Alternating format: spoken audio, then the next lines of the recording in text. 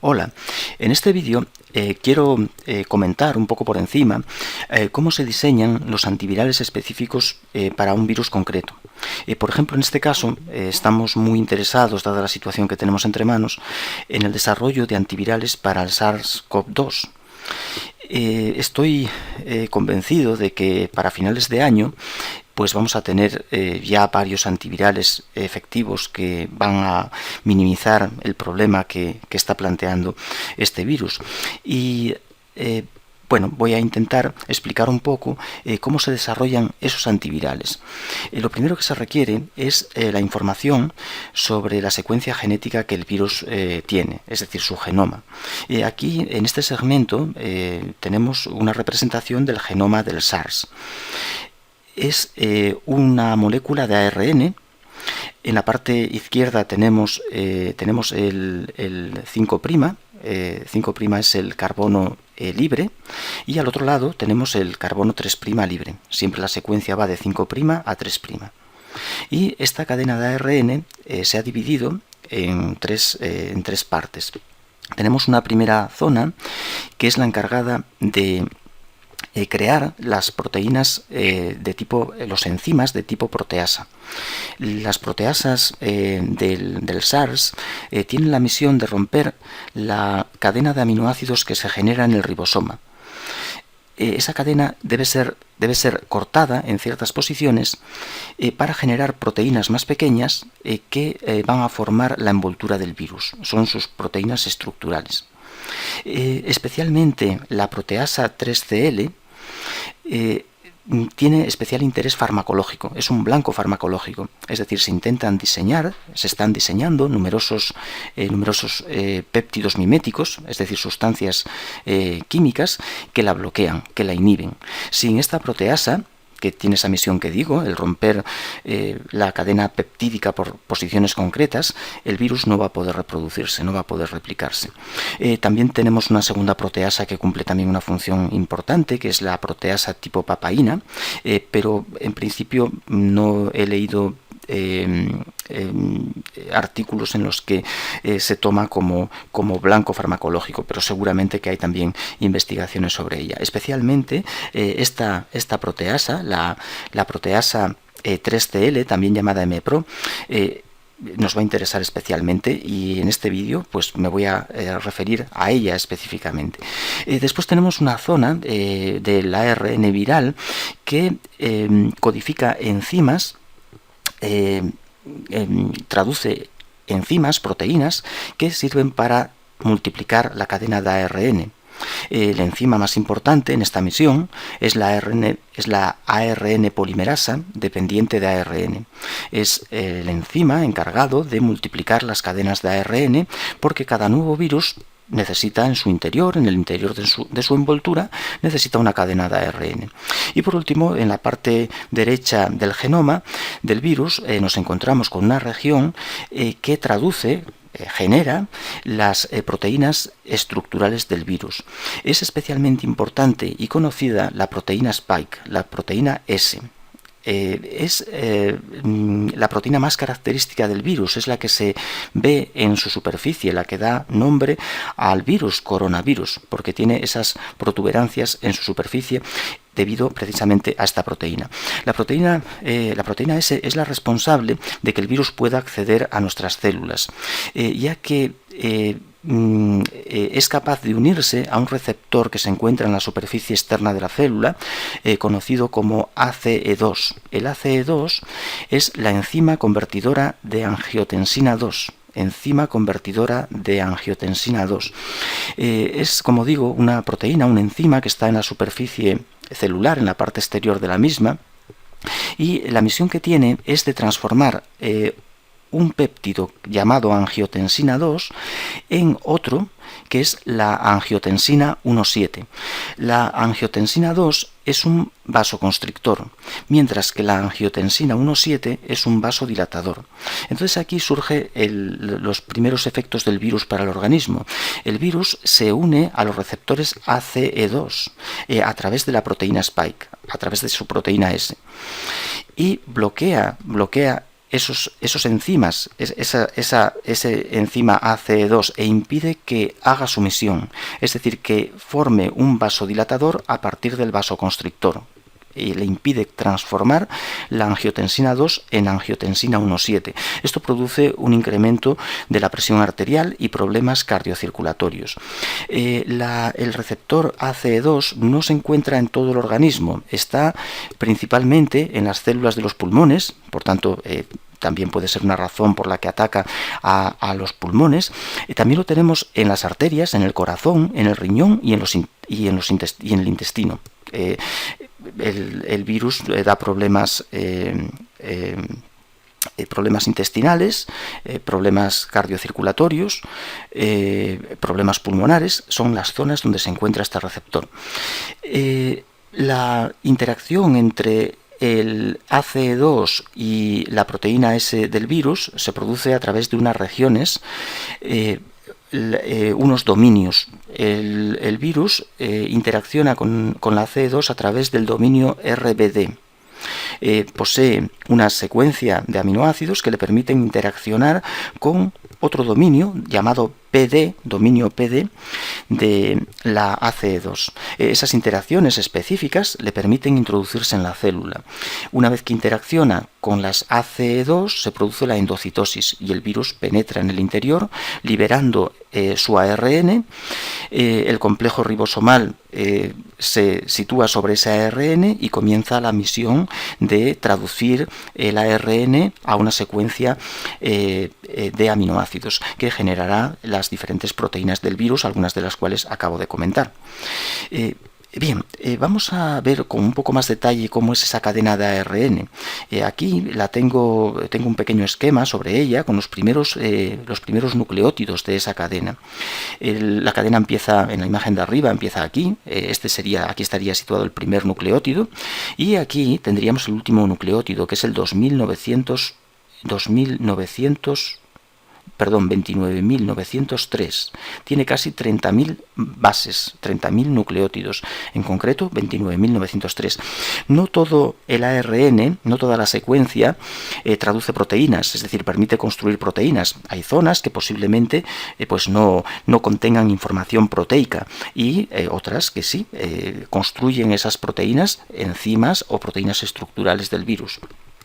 Bien, pues aquí tenemos el primer nucleótido. El primer nucleótido que tenemos es el nucleótido adenosina fosfato, es el primer nucleótido. Voy a subrayarlo aquí. Esto que subrayo es el primer nucleótido. Bueno, no lo consigo.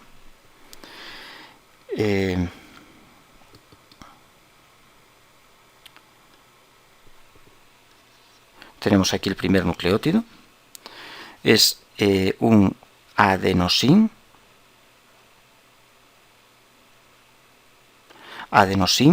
monofosfato, adenosín fosfato. Aquí tenemos la base del nucleótido, que es una adenina. Es una adenina unida a una ribosa y ella a su vez, a través de la posición 3', a un fosfato. Todo ello constituye lo que denominamos un nucleótido. Es un nucleótido. La cadena de ARN consta de 29.903 nucleótidos y ese es el primero de la cadena. Deja libre el extremo 5'. Por eso en las secuencias de genoma siempre se empieza por el extremo 5' libre. A continuación, el siguiente nucleótido, que lo represento por una T, pero en realidad no es una T, sería una U, es uracilo, porque el ARN tiene reemplazada la timina del ADN por uracilo. De todas formas, en muchos artículos se sigue manteniendo la T de timina, pero es uracilo, que es este nucleótido que tenemos, es esta base que tenemos aquí y que constituye todo este nucleótido, el segundo nucleótido. Todos los nucleótidos son iguales, tan solo cambia la base. En este caso tenemos uracilo, que es la molécula que tenemos en verde, unida a la molécula de ribosa y a la molécula de fosfato. Así se constituye el ARN, el ácido ribonucleico. El ácido ribonucleico que está compuesto por la base nitrogenada, la molécula de ribosa y una molécula de fosfato. La cadena continúa así hasta 29.000 nucleótidos. dejando en el último el extremo 3' libre. El extremo 3' libre. Bien, pues esta secuencia de nucleótidos permite obtener las proteínas del virus. Cada tres nucleótidos traducen un aminoácido.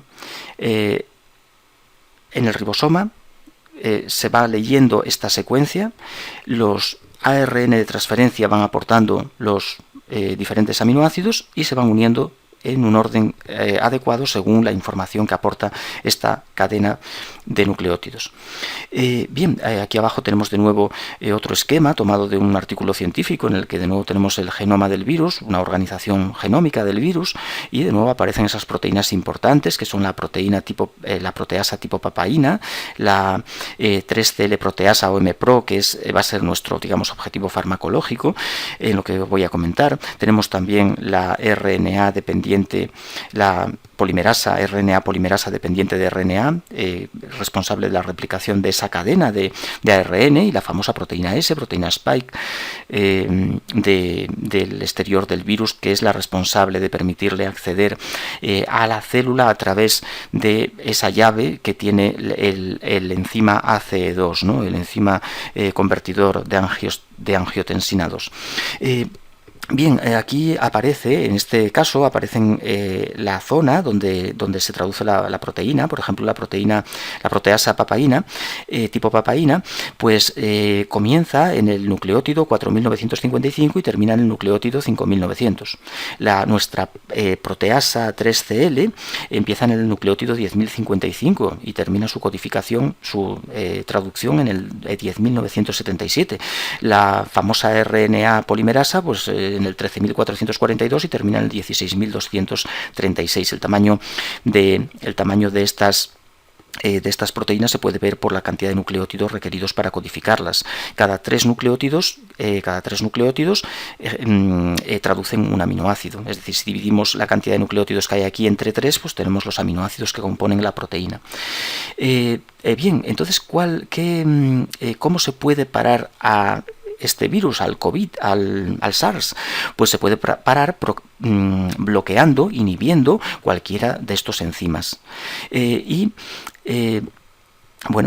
por ejemplo elegimos esta proteasa, lo primero que tenemos que conocer es su estructura tridimensional, la composición que tiene, es decir, la secuencia de aminoácidos, pero también hay que conocer su estructura tridimensional y conocer muy bien su centro activo, es decir, donde produce la catálisis, donde produce la ruptura de la secuencia de aminoácidos. Y aquí tenemos una imagen precisamente de ese centro catalítico del enzima, de ese centro activo que posee, ¿no?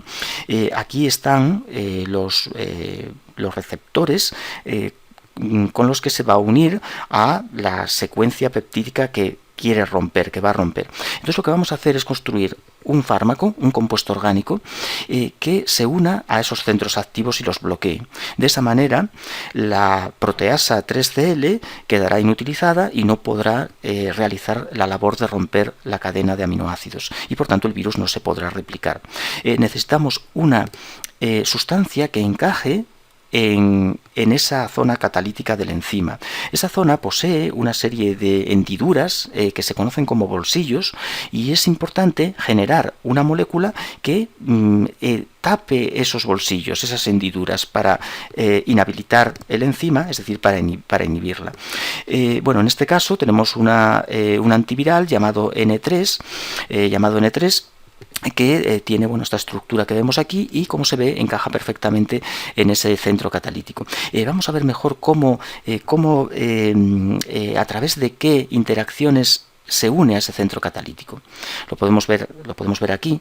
Esta imagen muestra los aminoácidos que están situados en torno a ese centro catalítico, y la molécula que tenemos en verde es el antiviral, es el péptido mimético. Lo llaman péptido mimético porque engaña al enzima pensando que es el péptido al que se tiene que unir, y no, es una sustancia que lo que va a hacer es impedirle realizar su labor.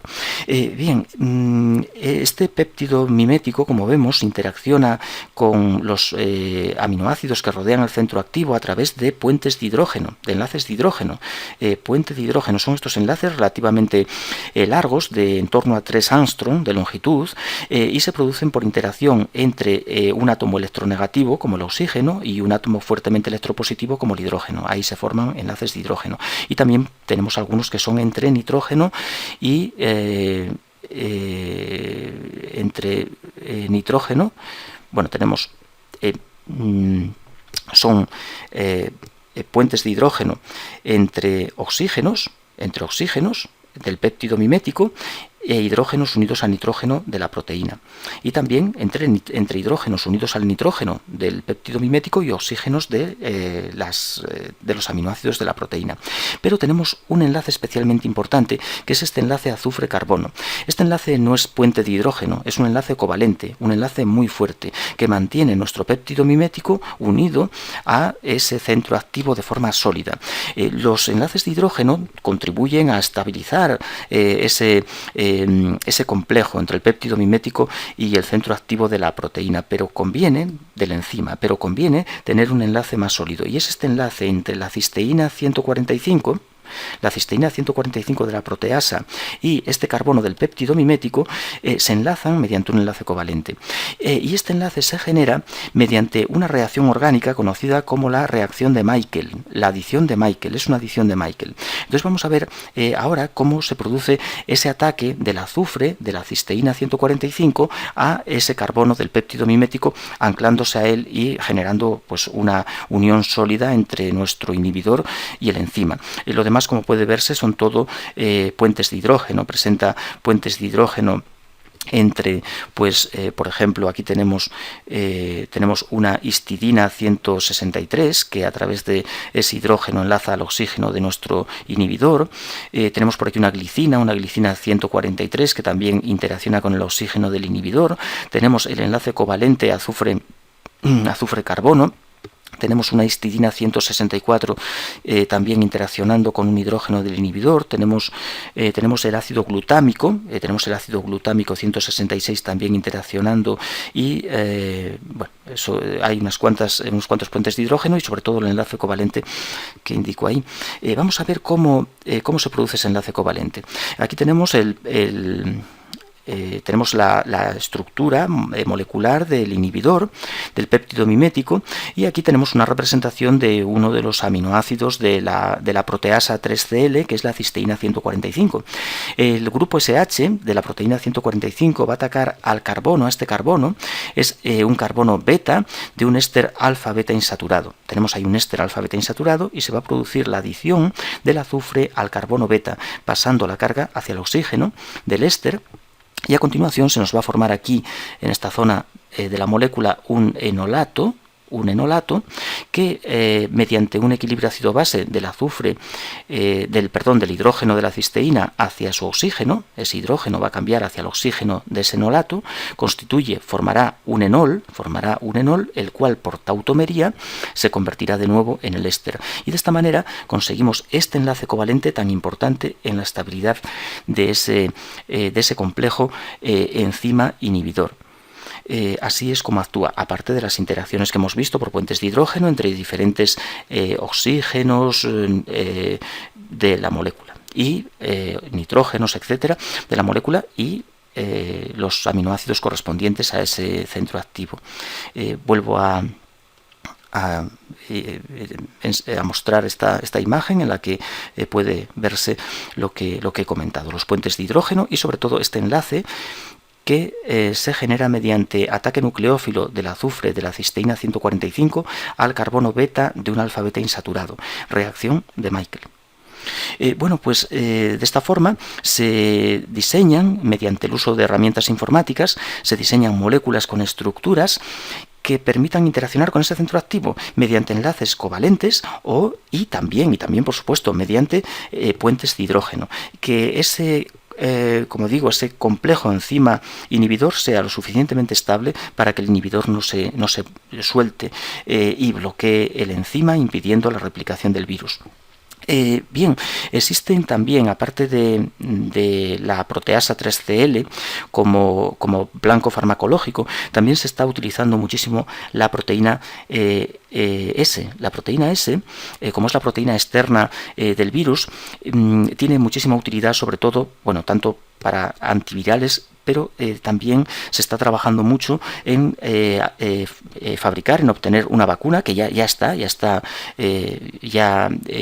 hay dos empresas que ya la poseen, una empresa americana, la empresa Moderna, posee ya una vacuna basada en esta proteína. Esta proteína, como está en el exterior del virus, pues puede ser útil, es la más útil quizá para la inmunidad, para conseguir inmunidad, porque va a ser la primera proteína que detectará el sistema inmunológico. Entonces, lo que se hace para fabricar las vacunas es, utilizando el genoma del virus, utilizaríamos esta parte del genoma, este trozo, haríamos copias de él, de esta parte. ¿Por qué esta parte? Porque es la que codifica, es la que traduce la proteína S del virus. Entonces tomamos esta parte del genoma y se construyen copias de ese trozo de genoma. Estas pequeñas cadenas de ARN contienen la información para traducir, o sea, para construir la proteína S del virus. Solo para construir la proteína S, no el resto de los enzimas y proteínas estructurales que posee, exclusivamente la S. El ARN es muy inestable y el cuerpo lo ataca, de manera que si inyectamos ARN, el cuerpo lo degradará inmediatamente y no llegará a las células, pero se puede introducir en el interior de una pequeña partícula de grasa, una partícula lipídica, nanopartículas lipídicas. En el interior de ellas se pueden disolver esas pequeñas cadenas de ARN que contienen la información para traducir la spike. Y estas nanopartículas se pueden inyectar y cuando llegan a la célula, como tienen una composición similar a la pared de la célula, por endocitosis entran en la célula. Liberan esa pequeña secuencia de ARN capaz de codificar la spike. Esa secuencia tiene, como podemos ver, pues va desde el nucleótido 21.563 al 25.300 y pico, o sea, tiene unos 4.000 y pico nucleótidos. Son suficientes esos 4.000 para generar la vacuna, y una vez que entra en la célula, en el citoplasma de la célula, esta cadena de ARN pues va a generar la proteína S del virus. El ribosoma, el complejo ribosomal, va a situarse sobre esa cadena de ARN y va a empezar a traducirla, a pasarla a una secuencia de aminoácidos que a continuación se plegará, dando lugar a la proteína S, es decir, generará esta proteína. Esas proteínas serán identificadas por el sistema inmunológico como extrañas y generará anticuerpos que las rodean y las neutralizan. Cuando nos infectemos del virus, como su superficie está formada por esas proteínas, pues el organismo ya sabe cómo defenderse de ellas y por tanto neutralizará el virus. Es una forma de inmunizarnos que pienso que quizá el año que viene quizá tengamos esta novedosa vacuna de ARN. Es verdad que será la primera vacuna de ARN que sale al mercado, pero yo tengo también confianza en ello.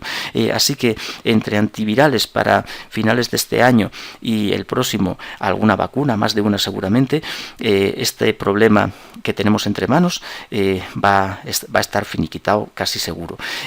Bueno, pues nada, lo dejo aquí, que ya me he enrollado un montón. Ahora me he quedado a gusto soltando este rollo y desearte pues bueno, que pasemos este problema lo mejor posible y sobre todo pues que tengamos un poco de suerte y esperemos a contraer esta problemática enfermedad un poco más adelante, cuando ya la ciencia tenga medios para evitar que sea excesivamente problemática. Bueno, pues un saludo y un abrazo.